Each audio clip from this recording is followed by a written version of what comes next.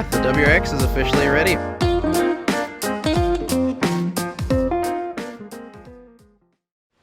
Alright, so I'm actually back to a, sorry for all the background noise. I'm back to a proper camera today. Still no foresight, but hey, progress. Progress is progress. Real camera instead of my phone.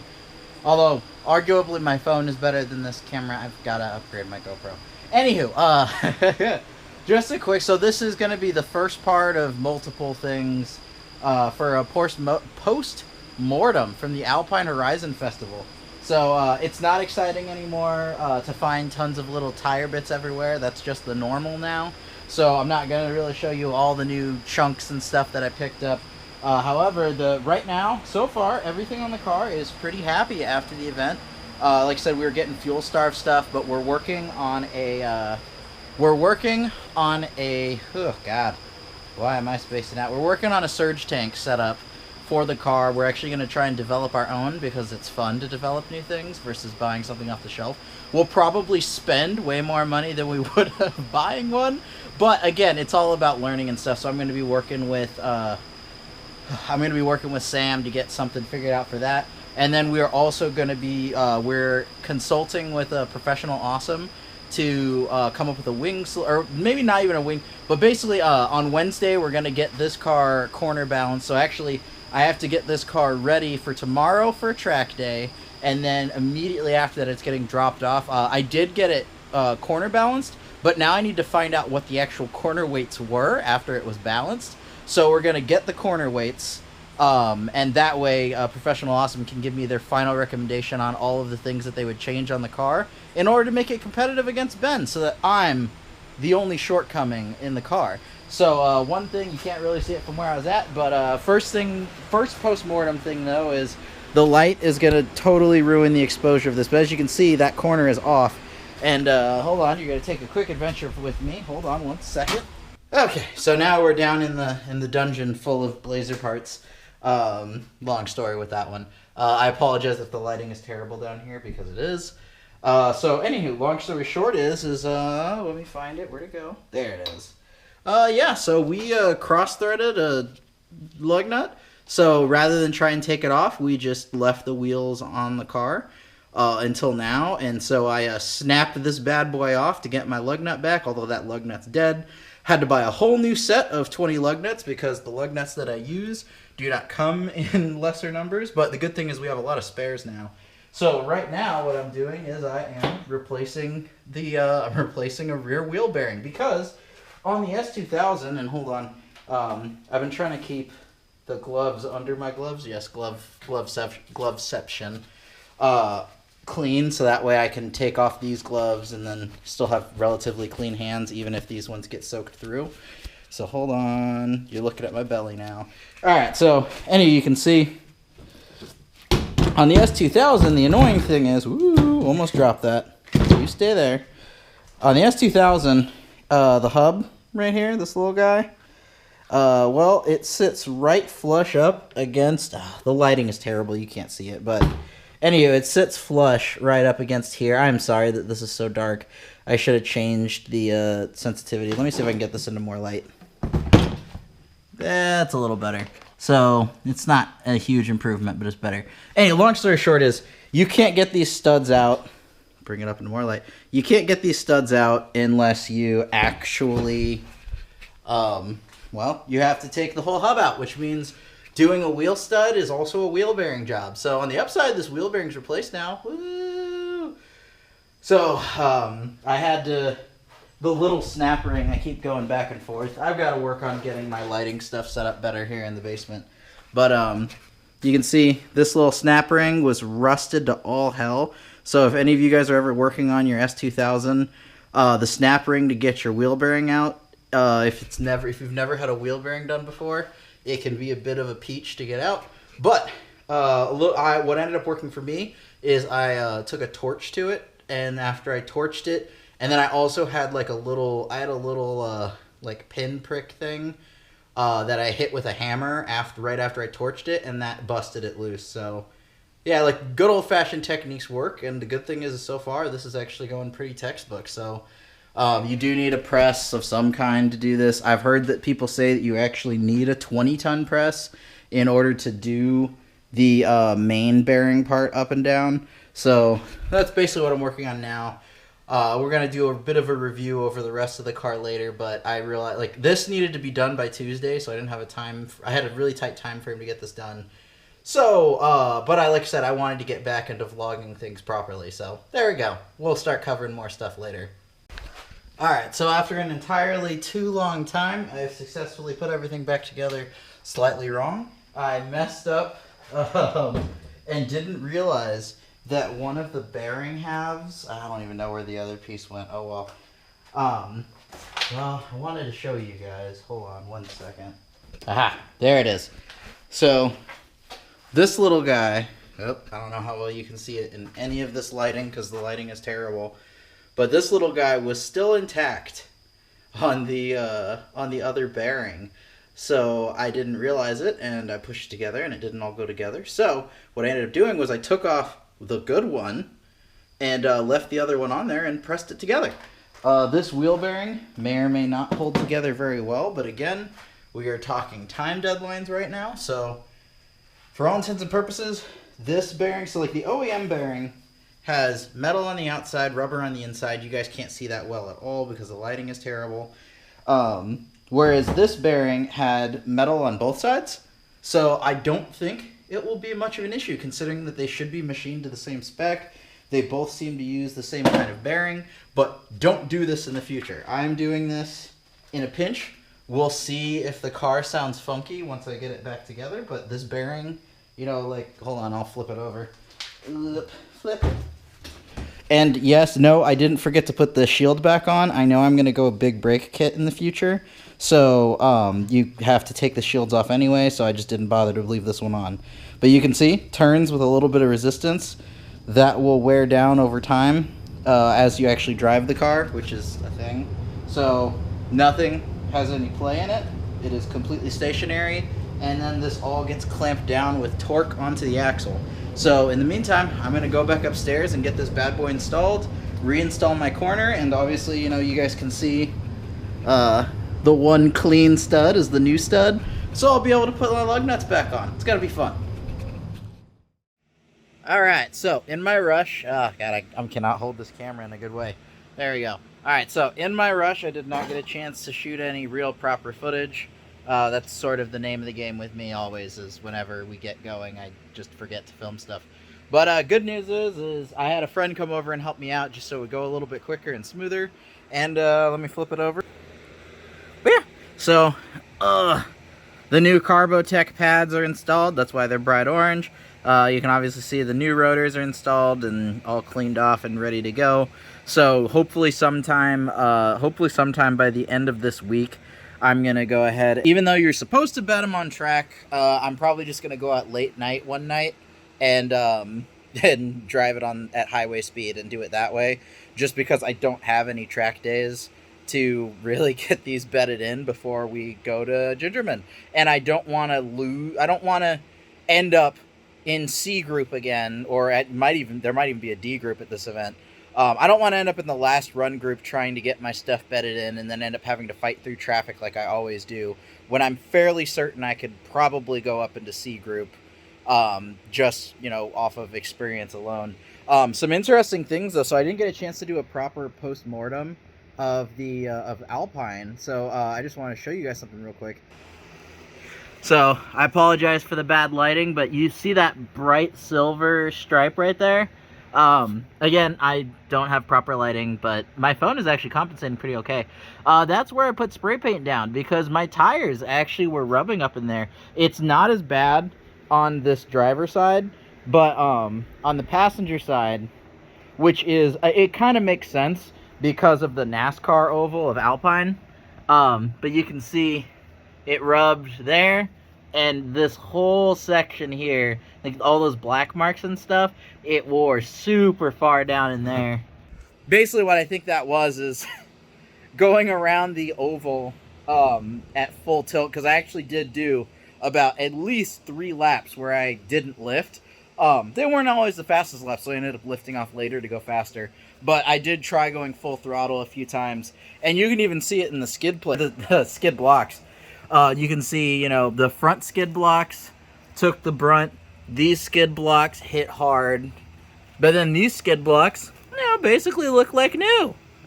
So, long story short is the passenger side of the car, I think that it was just an issue with going at full tilt through the oval and then hitting the yump where you actually go whoop. I think that was causing the suspension to compress far enough that the tire was rubbing. I'll see at Gingerman if this paint rubs off, then I may actually need to lift the car up ever so slightly. But I really do think it was a high oval G-force thing, because I mean that happens in Global Time Attack and stuff too, where when they run certain tracks, people will bottom out and rub and make tire smoke because they're just compressing way more than they usually do. So yeah, like I said, carbo techs are on, so that's step one to making the car faster. They're gonna come right back off, and I'm actually gonna put the brake motive, aka power stop pads, back on after that with the so I've actually got the old rotors sitting right over there. So since those are already bedded in with the power stop compound, these are actually going to be the rotors that I run day one. So goal tomorrow, we're going to go ahead and get this thing. We're going to change all the fluids in it. We're going to get the wheels and tires back on it, and probably late tomorrow night I'm going to bed in these brakes. Once I get these bedded in, then I'm going to go ahead and swap the old stuff back on, and then, or not, the old rotors, and then new power stop pads, and then that's how we're going to run it. Or that's how we're going to show up. We're going to run our first day on the crappier pads, crappier tires, all that stuff, learn the track better, get a feel for it, and then after that we'll go to proper pads, same rotors, and then fresh tires. And hopefully by Friday we're actually set. Friday or Saturday, I'm gonna not be as ambitious. I'm gonna say hopefully by Saturday we're gonna see good times. But the worst thing is it's weather. We'll have to see what the weather has to offer. Crap, I need to check and see what the forecasts are. But that's another problem for another day. But either way, this has been another daily Gridlife Midwest Fest prep vlog thing. There'll be more coming. Also, I forgot a quick thing. I was just gonna show you guys. So I wore through the most pad I ever have at Alpine, which is further proof that I'm actually like going decently. You can see these guys, you know, they're not the thinnest things in the world, but they were about, I'd say, probably 3 times thicker than this when I started. So like I said, decent amount of wear, which would also explain why I have so much pedal travel. But you know, at the end of the day, these pads were just tired. So like I said, yeah, going fast. All right, I just forgot to show you that bit. Like I said, more tomorrow. All right, so this is either day 3, 4, some other day. But so next set of things is, this is all boring stuff. It is fluid changes across the board. It is engine oil. It is transmission oil. It is differential oil. So you can kind of see, you know, I'll flip this around here. So you can see my multitude of oil drain pans all doing their job to collect oil from the car. I'm really bummed out. Apparently at some point I lost one of the neodymium whatever blah blah blah magnets in my differential drain bolt. I'm fairly certain it's not in the differential, because otherwise the differential would have all sorts of different problems.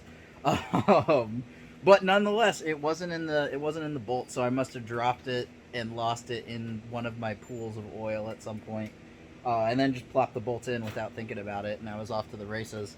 So, anywho, we're getting that squared away, and the other thing, too, is that, as some of you guys know, if you watched previous videos, we quickly fabricated my last seat mount. So, what we're doing now is, underneath this, we have a seat from Planted, or we have a seat base from Planted that actually has, like, you know, the proper tabs, and it's actually spaced properly, and does all the things right in order to mount to the car perfectly. So basically what we're doing is we're using my previous seat mount, and you can see I have these 2 bolts from before. We had we put some guiding marks here. So this bolt, we've actually already cut a hole through the Planted seat base there and there. So these bolts are sitting in there right now. And basically we just have to drill out these 2 more holes. It's not perfect. It's not my favorite. But this seat base was really kind of designed with a wider, God, if I could wave my hands are right. But basically, it was designed with a wider seat mount initially in mind, which, you know, it's not the end of the world. But what it's going to end up with is that I have some holes that are really clustered together, but it's one bolt and it's still going to be clamped down. And the other 3 bolts all have good clearance, so it should be perfectly fine. It's just not the prettiest thing in the world, but I'm not going to worry about it. This mount is a little bit sturdier than the one that we made, because obviously, you know, they weigh almost exactly the same, but this uses way more material, so it's kind of structurally reinforced in a bunch of ways. So it's just and the other thing too is we may try and recycle the material from this, and see how well we can get it to fit up with the passenger seat. And we may try to install a passenger seat. It's kind of one of those things where we'll do it if we can. Also, I apologize for the quality. Still can't find my other GoPro. I put it somewhere smart, and I don't know where that smart place is. And my phone, I'm going to try. Let's see, do I have a clean spot? Yeah, I'm going to try and clean the camera. Hold on one second, guys. And nope. All right, so it doesn't look like it was dirty in the first place. It's just, you know, it's halos from the light. So yeah, so like I said, basically we're gonna work on getting my racing seat remounted. So, you know, right now nothing in the car, and the regular seat is sitting there. The other thing too is that we're slightly adjusting where I sit with this mount. So ever so slightly, not by a crap ton. And then yeah, after that we're gonna put new fluids in. I went ahead. First and foremost, once again, do not do what I did. Learn from my mistakes, everybody. But I bought, it's like the cheapest drill-powered pump off of Amazon, and it didn't come with a lot of, like, it basically just came with this pump and some hose clamps, but you actually have to get your own hose, and it's actually a metric barb, and my local hardware store did not have metric hosing. So you actually have to use these hose clamps to clamp everything down. You have to buy your own 1/2-inch hose, and then I had to step it down to something that was actually workable. But in theory, this should make it super easy to fill my transmission instead of doing the hand pump thing that I always used to do. So, like I said, kind of all boring stuff. We've got more exciting stuff coming later in the week, but in the meantime, like I said, getting really closer to being ready. Alright, so that actually it took a little bit longer than expected, but it also went faster in other ways. So, one of the biggest things that I can account to things going faster than usual is, I just washed my hands, so I don't want to touch it, which was a bad decision. But I'm going to pull it into the light and kick it around. But, right here. So this little bottle looks like an adult Capri Sun. I'm going to see if I can step it flat. There we go. This is the Valvoline Flex Fill. So this stuff, it comes in this little, like I said, it's like a Capri Sun bag. But that stuff is, dude, you literally just shove it in the hole and squeeze it until your stuff leaks out. That was an innuendo. Anyway, long story short is that got the diff done in like 30 seconds, and then that weird little pump thing, okay? So it worked like a frickin' charm. Now, being said, there were some shortcomings. I did not realize that the hose that you saw, that bigger one, was way too big to fit inside my oil bottles. It would fit inside a normal oil jug, but it wouldn't fit inside the Honda manual transmission bottles. So basically what I ended up doing was I used my coolant filler funnel, which the base of this was actually perfect inside diameter for this bigger hose right here.